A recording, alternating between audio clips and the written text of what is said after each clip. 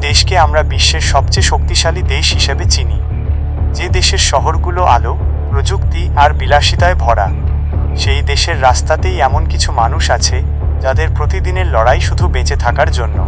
কিন্তু প্রশ্ন হলো, পৃথিবীর অন্যতম ধনী একটি দেশে মানুষ গরিব হয়ে জীবন কাটায় কেন?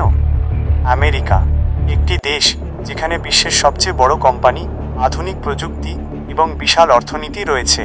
কিন্তু এই ঝকঝকে ছবির আড়ালে রয়েছে আরেকটি বাস্তবতা।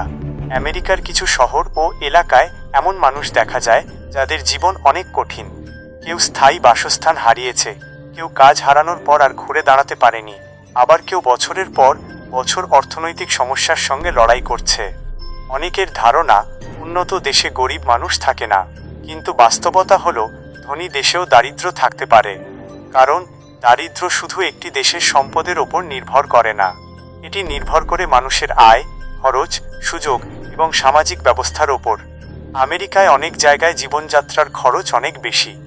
বাড়ি ভাড়া, চিকিৎসা, শিক্ষা এবং দৈনন্দিন প্রয়োজনীয় জিনিসের দাম অনেক পরিবারের জন্য বড় চাপ তৈরি করে। কিছু মানুষ চাকরি করেও মাসের শেষে অর্থনৈতিক সংকটে পড়ে যায়। কারণ একটি বিষয় অনেকেই বুঝতে পারে না, উচ্চ আয় মানেই সবসময় আর্থিক নিরাপত্তা নয়। কিছু শহরে গৃহহীন মানুষ অস্থায়ী আশ্রয়ে বা রাস্তায় জীবন কাটায়। তাদের প্রত্যেকের গল্প আলাদা। কেউ হঠাৎ চাকরি হারিয়েছে, কেউ পারিবারিক সমস্যায় পড়েছে, কেউ দীর্ঘদিনের সমস্যার কারণে স্বাভাবিক জীবনে ফিরতে পারেনি। তবে সবচেয়ে বড় সমস্যা হলো সুযোগের পার্থক্য। যে শিশুর জন্ম এমন একটি পরিবারে হয় যেখানে অর্থনৈতিক সমস্যা রয়েছে, তার জন্য ভালো শিক্ষা, ভালো সুযোগ এবং নিরাপদ ভবিষ্যৎ তৈরি করা অনেক কঠিন হতে পারে। আর এভাবেই অনেক মানুষ একটি চক্রের মধ্যে আটকে যায়। তবে আমেরিকার আরেকটি দিকও আছে।